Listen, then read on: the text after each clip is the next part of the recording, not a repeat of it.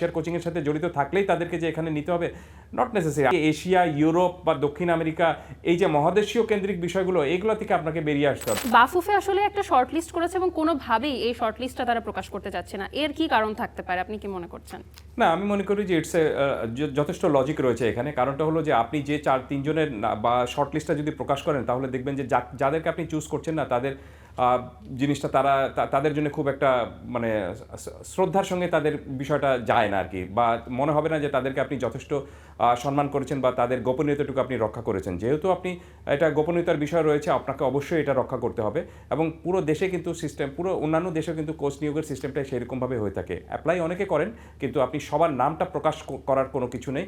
আপনি এই যারা অ্যাপ্লাই করছেন তাদের মধ্যে থেকে শর্ট লিস্ট করে আপনার যাকে পছন্দ, আপনার বোর্ডের সঙ্গে যিনি যান, আপনার খেলার স্টাইলের সঙ্গে যিনি যাবেন, আপনার এখানে সামনের যে কয়েক বছরের পরিকল্পনা রয়েছে, সেই পরিকল্পনার সঙ্গে আপনি অ্যাডজাস্ট করতে পারবেন কি না, সেটার একটা বিষয় রয়েছে। প্লাস আপনার সুযোগ সুবিধা বা আপনি নেগোসিয়েশনের যে পর্যায়ে, সেটাও কিন্তু একটা রয়েছে। তার সবচেয়ে বড় বিষয়টা রয়েছে যে যাকে আপনি আনবেন, তিনি আপনার দেশের জন্য বা আপনার জাতীয় দল যারা রয়েছে তাদের খেলার সঙ্গে তিনি ফিট কিনা, বা তিনি কি চান, তাদের সাথেও কিন্তু একটা কথা বলতে হবে। আর 300 জন অ্যাপ্লাই করলে আপনি নিশ্চিতভাবে 300 জনের সাথে তার কথা বলতে পারবেন না।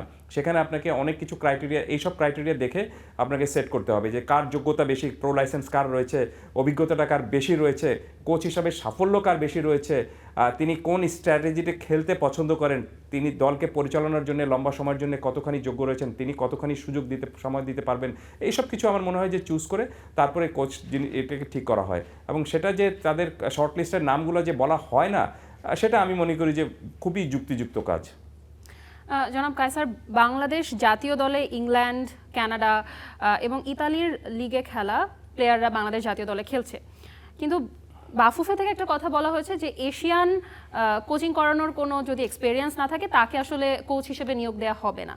তো আসলে যেখানে বাংলাদেশের জাতীয় দলে ফরেন প্লেয়াররা অলরেডি খেলছে, অরিজিন প্লেয়াররা খেলছে, তো সেক্ষেত্রে এই জিনিসটা আসলে কেন এসেছে, কি মনে হচ্ছে? না, আমার মনে হয় না যে এটা বড় কোনো ধরনের বিষয় হতে পারে। কারণটা হলো যে আপনি এই এশিয়ান যদি আপনি কোচিং করানোর অভিজ্ঞতা না থেকে, আর্জেন্টিনার যিনি কোচ রয়েছেন বা আপনি ইংল্যান্ডের যিনি কোচিং করিয়েছেন, তার শুধুমাত্র যদি আপনি এই যোগ্যতা দিয়ে তাকে যদি বিবেচনা করেন, তাহলে আমার মনে হয় যে না, এটা বড় কোনো একটা তার গুণাবলী হতে পারে, বা আপনি তাকে আপনার মাইনাস করে দিতে পারবেন আপনি এটার কারণে। I don't think so. এটা আমার মনে হয় না যে সেটা করা উচিত। করতে হবে যেটা আমি বললাম, যে সার্বিকভাবে তিনি পুরো দলটাকে পরিচালনা করতে পারেন কিনা সেটা আগে দেখতে হবে। যেমন এর আগে আমাদের এখানে আর্জেন্টাইন কোচ এসেছিলেন, আপনি ব্রাজিলের কোচ এসেছিলেন, আর্জেন্টিনার আন্দ্রেস ক্রুসিয়ানি এসেছিলেন, ব্রাজিলের ডিডো এসেছিলেন। তো তারা কি এর আগে আপনি সবসময় এশিয়ার কোনো কোচিংয়ের সাথে জড়িত ছিলেন, বা এশিয়ার কোচিংয়ের সাথে জড়িত থাকলেই তাদেরকে যে এখানে নিতে হবে, নট নেসেসারি। আমার মনে হয় যে এশিয়া, ইউরোপ বা দক্ষিণ আমেরিকা, এই যে মহাদেশীয় কেন্দ্রিক বিষয়গুলো, এইগুলো থেকে আপনাকে বেরিয়ে আসতে হবে এবং মূল যোগ্যতা বা মূল আপনার মর্যাদা দিতে হবে, বা আপনাকে প্রায়োরিটি দিতে হবে যে তিনি আসলে ক্যাপাবল কিনা, তিনি একটা জাতীয় দলকে পরিচালনা করার জন্য ক্যাপাবল কিনা। আর আপনি যেভাবে বললেন যে বাংলাদেশে এখন কিন্তু আপনার অনেক প্রবাসী ফুটবলার যারা রয়েছেন, তাদেরকে সবাইকে নিয়ে একটা পুরো সিঙ্ক্রোনাইজ করে পুরো বাংলাদেশ দলকে খেলতে হবে। সো এখানে বাংলাদেশ দল কিন্তু এখন আর আগের মতো দল না যে আপনি এখানে এসে সব পুরো একেবারে নতুন করে সবাইকে শেখাবেন, তা কিন্তু না।